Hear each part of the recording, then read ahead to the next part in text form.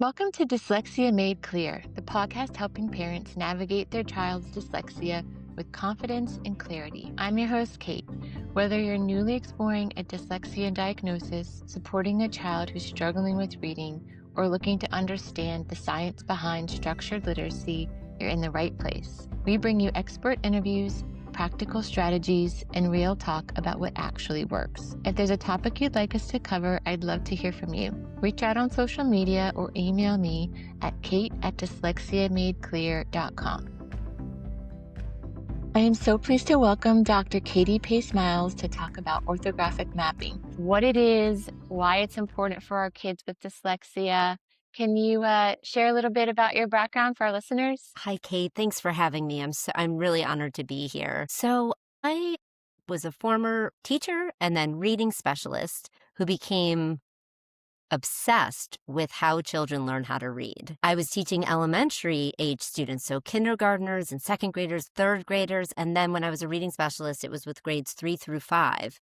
And actually, my caseload was ballooning in the third through fifth grade levels. And I thought, what is going on here? Why don't I have just a few students? What happened? And from there, I actually left the field of education and went into educational psychology, which falls under the school. I left schools of education, went into really the psychology department over in academia and received my master's degree in ed psychology and kept trying to find research on how we acquire the ability to read. And I wound up finding Dr. Linnea Ehri's research. And long story short is I wound up with a fellowship to go and study with Dr. Ehri, who is considered a godmother, the godmother of the field of reading science. And her theory of orthographic mapping is what we're going to talk about today. And so currently I'm a professor and director of the Advanced Certificate in Reading Science at Brooklyn College, which is part of the City University of New York system. I'm the co-founder and principal investigator of a high-impact tutoring program through CUNY. It's called CUNY Reading Fellows. And I founded a nonprofit recently called the Reading Institute to expand the use of the programming that we have to support anyone who's just searching for structured literacy, reading science aligned interventions, and professional development on the science of reading. That's fantastic. I can't wait to talk about all of that. So let's start out where we already said we're talking about orthographic mapping.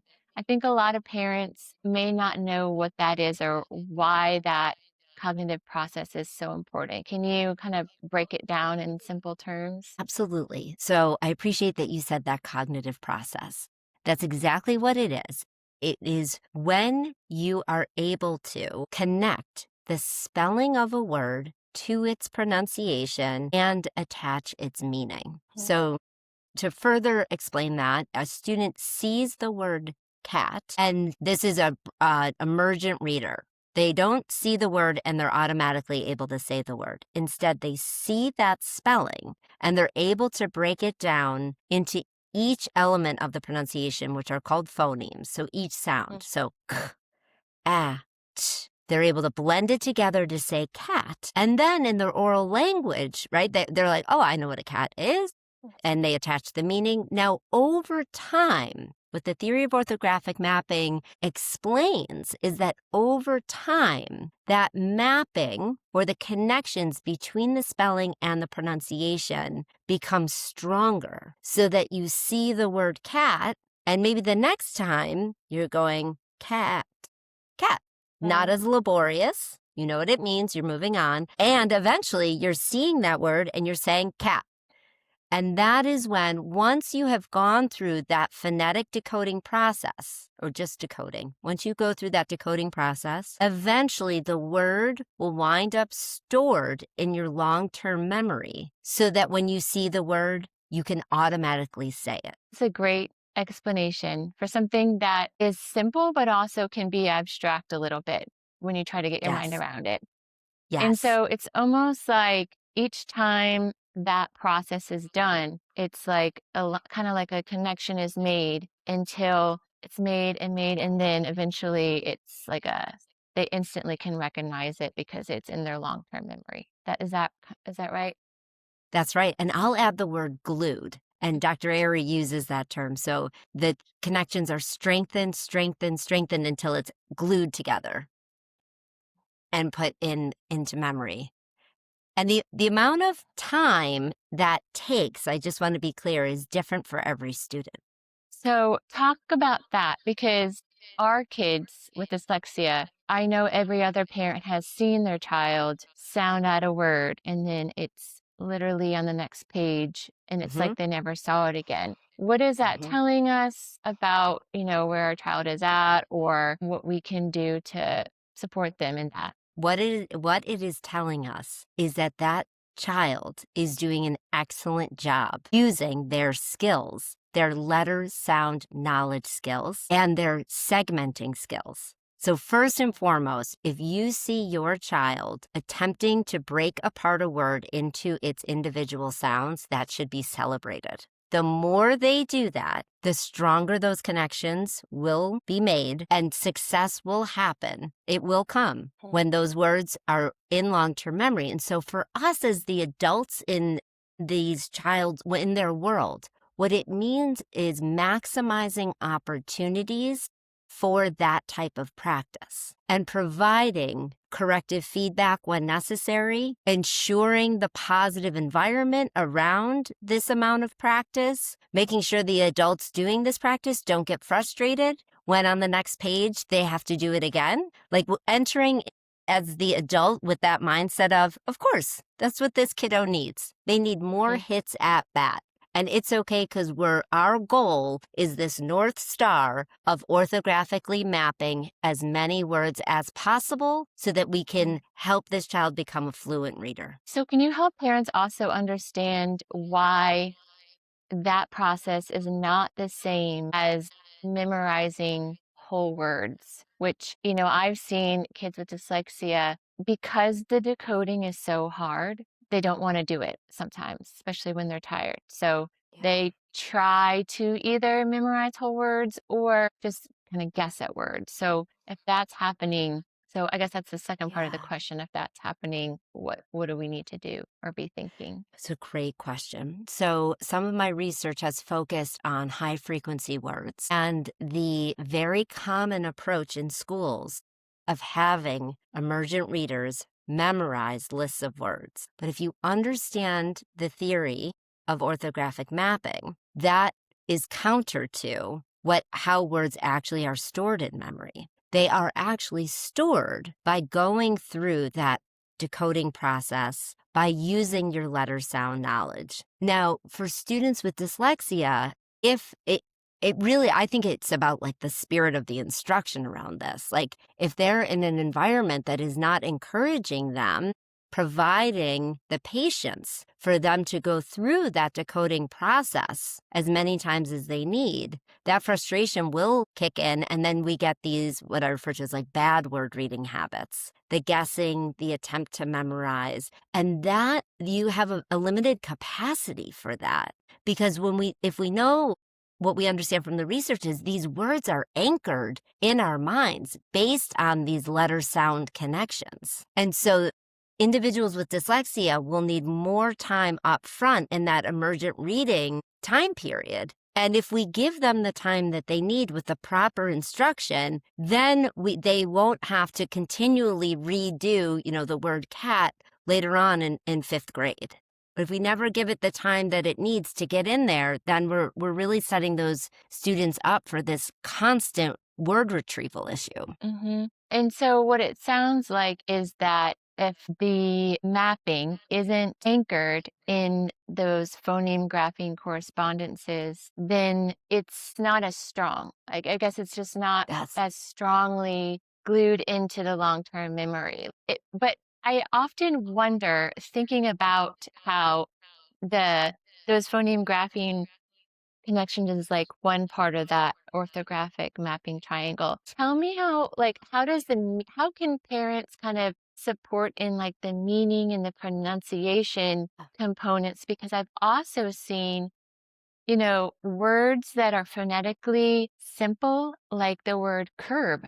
I noticed recently my daughter didn't know what curb was. I guess we just never talked about it. So Yeah. filling in those meaning gaps is something I realize how important it is. But from your Absolutely. perspective of understanding how it all works, can you kind of take that theory or observation and explain it? Absolutely. I'm so glad you brought this up. Meaning is one of the tenets of orthographically mapping words in long-term memory. So the phoneme grapheme, or I'm sorry, the sound spelling, that's your glue, right? You have to have that. The word, though, the meaning is what is going to clarify, oh, a curb is this. Okay, so now that is as a unit. Dr. Ehri refers to it as an amalgam. It's all three of those things together that create our word recognition skills. And the meaning, the oral language piece is something that the parents can support. Just like, you're saying, oh my gosh, we never talked about a curb. Unless you're in New York City where I am, and, we have to constantly tell your kids, get away from the curb. That may not come up, you know, Yeah. until whatever grade. But that oral language piece is one of the greatest supports to early literacy and actually literacy skills over time, because what it does is it helps clarify the decoding. So curb is a great example. So a student is going along, reading a sentence, attempting to decode curb, and they're saying k-a-rb. That Hmm. doesn't make sense. But if they know what a curb is, they don't know how it's spelled yet, but they've heard about a curb. Yeah, wait, let me try it. Curb. Yeah, there it is. They can get to that accurate decoding more readily if they have the meaning of the word already available to them. Yeah, I think that's a huge piece to understand. I didn't realize that. And when I finally understood that, it really unlocked a big kind of missing piece in my desperate attempt to understand how to help my daughter. And I think too, as words get more complicated and like the schwa plays Oh, a yeah. role and it could go either way. Oh, yeah. In fact, I have a funny story in my trying to read about this, about reading. I read the word, I didn't go to school for this. So I read the word multisyllabic and I read it multisyllabic. And here I'm Ah, just reading multisyllabic, multisyllabic. And then I went to a dyslexia conference and yeah. Which is so funny. everyone started talking about multisyllabic words. And Syllabic. I just never heard, I only read it. I never heard anyone talk about it. That's funny. And so it's the pronunciation and the meaning and those sound letter connections. So Yes. thank you for Yes. explaining that. So, it sounds like, so my understanding, and I think I might have read this from Erie's research, that fluency is it built at the word level. Really, each word has to be worked on. So That's right. and every word has a different meaning. And so it seems to me like if there's activities for, you know, building the grapheme phoneme connection, obviously that's a huge foundation. There's word level activities and there's like connected reading. It seems like the word level activities would be really important. Is that accurate to think about it that way? Critically important. And I spend a lot of my time designing interventions at the nonprofit and whatnot, dealing with what we call word analysis, the portion of the intervention where the students do word analysis. Because, yes, your fluency is dependent on the number of words that you actually have securely stored in memory for automatic retrieval. Now, I'm going to take it back one more level. Fluency actually starts at the letter level. So students need to have automatic letter name, letter sound retrieval, which then feeds their word analysis ability or their sight word building. And I'll clarify the term sight word in just a second, which that leads to or supports a student's ability to read fluently. That makes sense. I like how you explain it in a way that we can understand all the building blocks. And so something I wonder a lot about is spelling. Spelling is just notoriously difficult for our kids with dyslexia. Yeah. And so this is maybe the piece I'm really the most confused about, because how important is spelling in this orthographic mapping process? Like if a child can appear to, fluently read a word like curve, Mm-hmm. but can't spell it, what does Mhm. that tell us? And where Mhm. does spelling fit into all of this? It very much fits in. So, Ehri has another theory of the phases of word reading and spelling. And she was very clear this is both word reading and spelling. And through these phases of students moving from being a pre alphabetic reader to a partial alphabetic reader, where they are using some letter sound connections to read and spell words, eventually they're a full alphabetic reader where they're able to use all of the letter sound connections to attempt the accurate reading. They're going to spell the word with all of the sounds, but the spelling may be inaccurate. And then consolidated, where the reading and spelling become accurate. What Ehri is emphasizing, and through numerous experimental studies, has shown that those reading and spelling skills are reciprocal. They're very highly correlated. And I actually encourage parents to do as much spelling, but spelling for fun. Spelling for Okay. fun. I have 2 kids at home. Like, Georgie, can you grab that sheet of paper and write down the following things that I need to get at the grocery store? You all as parents, you're better at it than I am. Like all just kinds of fun things. My little guy Henry's doing a puppet show right now and doing some spelling over there. It's going to feed the word reading. And there's great research on spelling around just correcting one of the letter sound relationships in the word at a time. So if there are 2 letter errors in that word, students may not be at the point where they can deal with both errors. It's better just to let's deal with one of those errors first. And then the Okay. next time. This is for young students in kindergarten and first grade. Right. That's helpful. I was going to add one other thing about reading and spelling, if it's okay. Yeah, please. One of the ways that I describe it in the book that I wrote is that it's like a rubber band. I use this with my grad students too. Reading in the relationship is like a rubber band. If you drop a rubber band on the table and it's slack, you have got reading on one side, you've got spelling on the other. The reading may be a little bit further ahead than the spelling, but that's because reading is easier than spelling because the letters are given to you. You just have to sound it out and there it is. With spelling, you actually have to recall all what in the word rain is it? Should I use the A-I? Should I use A-N-E? Should I use AY? Like you have to figure out which one is specific to that word. Okay, so they're related. When we need to stop and really deal with spelling separately is when the rubber band becomes taut. So taut that it may snap. And that's when a student's word reading skills have taken off and the spelling is lagging significantly behind. There are some educators that will say, oh, don't worry, see, the spelling doesn't matter, but whatever it is. And that's not true.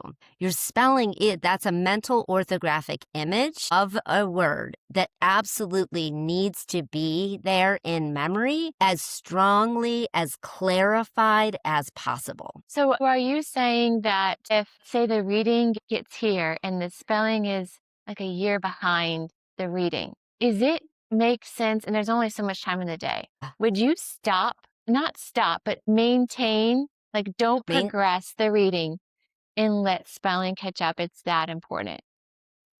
I appreciate you saying maintain. Always maintain, always doing our best to progress. I would not ignore the spelling. And I absolutely recognize there's only so much time in the day. I just don't think that from what we know from the research, you do need to address the spelling, coming into it with the mentality of, okay, maybe my child is not going to have reading and spelling skills that are, correlated at 0.9, so highly correlated. That's okay. That's okay. If we could have them, a little bit closer together because we understand that they feed each other and that spelling is actually like social. Not only is it important for orthographic mapping, there's a social emotional component to being able to spell words.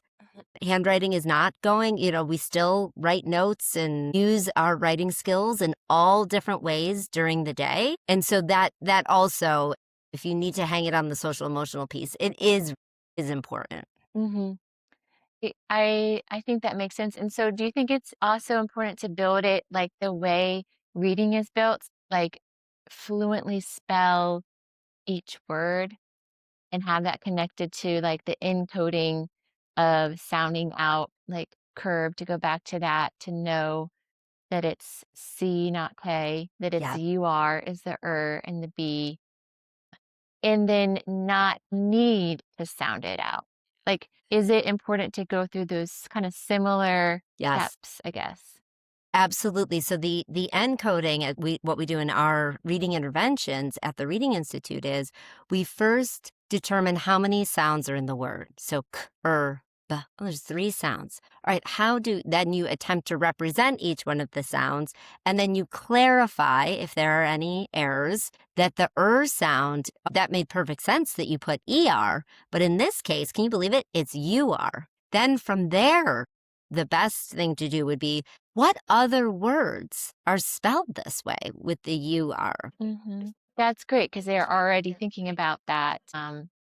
And it's That's kind right. of like making it a little bit easier, but they're still doing the work. I like that. That's right. You'd add the word fur and turn and then all of a sudden there's all this success with that UR saying So, can you talk to us more about this Reading Institute, the nonprofit that you established? Because I've read a lot about it and it's really amazing and important work that you're doing. So, can you tell us more about it? Thank you for asking. So, the Reading Institute was established 2 years ago. And at the Reading Institute, we do 2 things. We have a high impact tutoring initiative and we have professional development, all based on science of reading.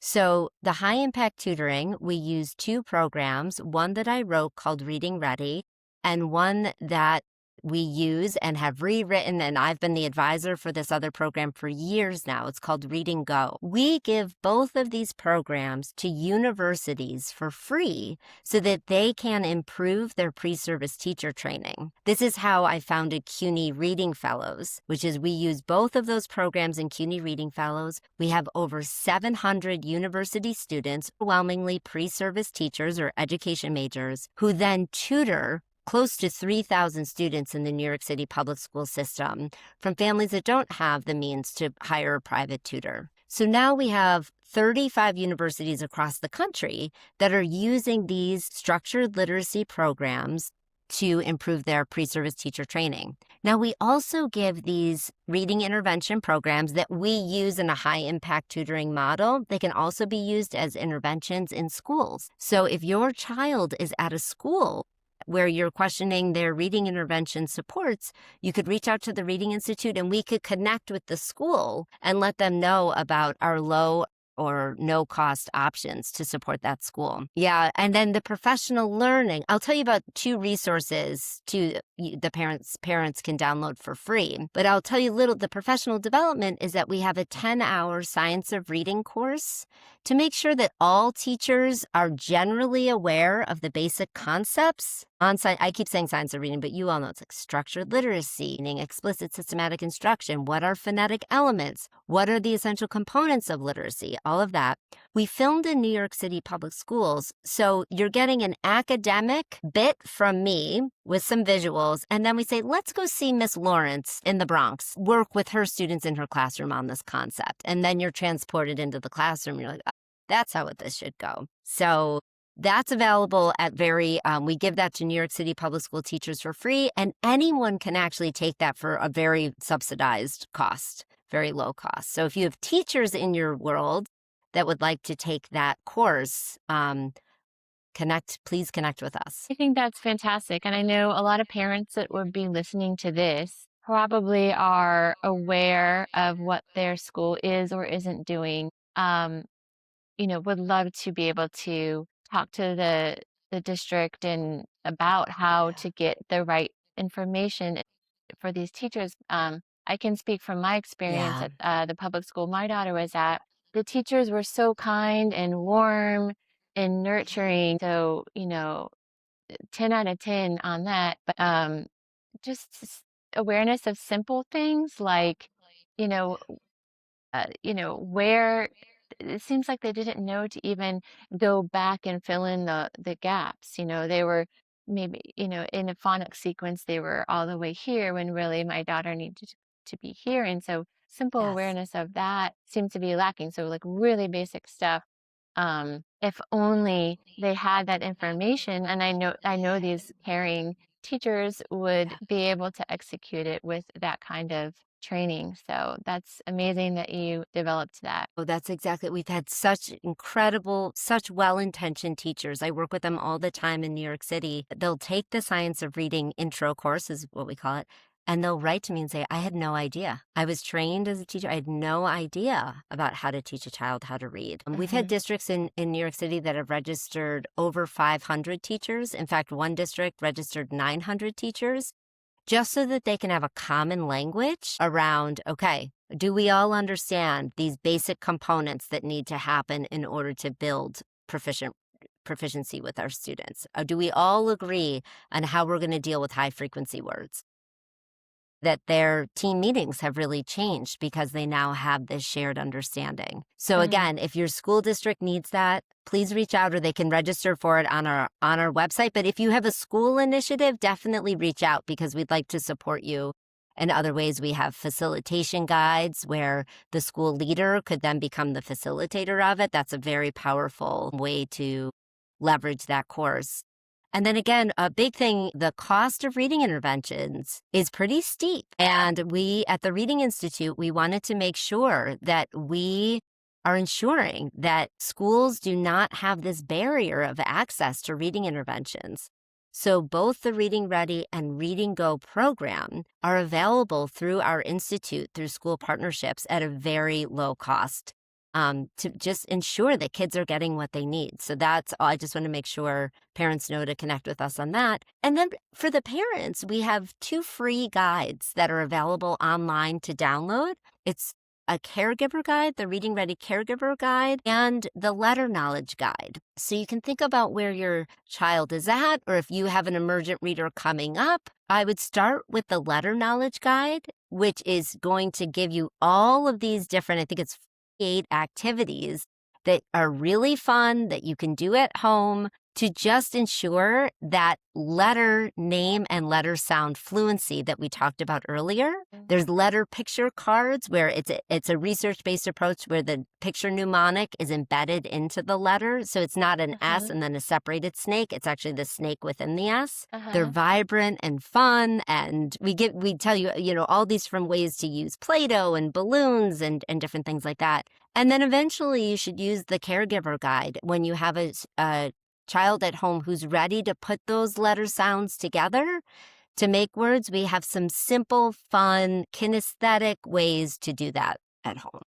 That's fantastic. I'll make sure to link that in the show notes so people can go straight to that. So thanks for making those resources available because even if our children are getting good instruction at school, because they need so much repetition, I've That's right. always felt that parents are in such a great position if only we know what to do. I mean, in the That's early right. years,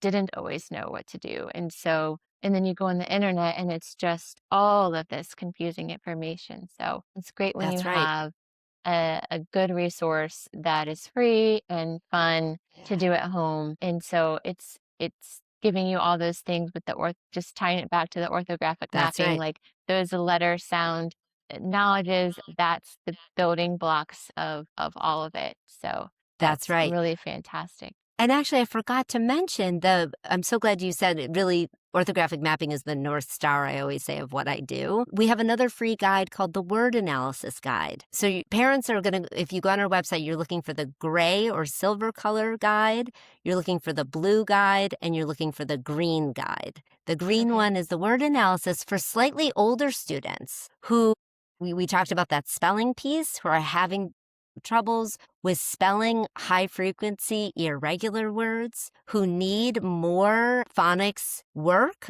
to get words stored into memory and they just need it explicitly taught to them. We have a whole guide for that as well. Okay, that's fantastic. I can't wait to check that out and share that with everybody. So, tying it back to the school too, maybe what are like the right questions that parents could be asking the school to know if the school is thinking in this way, and that could lead to them to connecting them to you. Like you know, Sure. what is the vocabulary of the questions to ask? Yes. Oh, I love that. So parents, I'm sure your parents know they should ask about screener data. So as soon as students enter kindergarten, you have every right to ask, so what assessments are you using? Are they standardized? And how do I get the results? There should be complete transparency around those things. You should, if your child winds up needing, once you get the data and you see that your child needs more support, it's an immediate question around, so what types of support? Actually, you know what where I would go next is I would say, what is the phonics scope and sequence that you're using? May I have a copy of it? So your child's in kindergarten or fourth grade. What's the phonics Mhm. scope and sequence that you're using this year? I just want to have a copy of it at home so that I can follow along and supplement as needed at home. Then it is, so what interventions are available? What success have you had with these reading interventions? And what's the dosage that will be provided to my child? Dosage is key in the intervention space. I'm sure parents that are listening have had, like, you're thinking, how often is this happening? And when you add dosage, it's like, well, that's the frequency and the duration that equals the dosage. And everything in the intervention space is really coming down to dosage. Does the school have the capacity to provide the dosage needed to actually move the needle for that child with regards to their literacy skills? And on top of the dosage, should it be one-on-one? Should it be small groups? Like, how important for especially for kids that are really struggling, what does that group size be? I was going to say that really does depend on where the student is with regards to grade level benchmarks, and it very much should be taken into consideration if your student is really struggling and very far behind. There is research to say that the grouping can be up to, and I'm pausing on whether it's 3 or 4 students in the group, but it's not more than that. And do those students have the same needs? That's a question that you would be asking.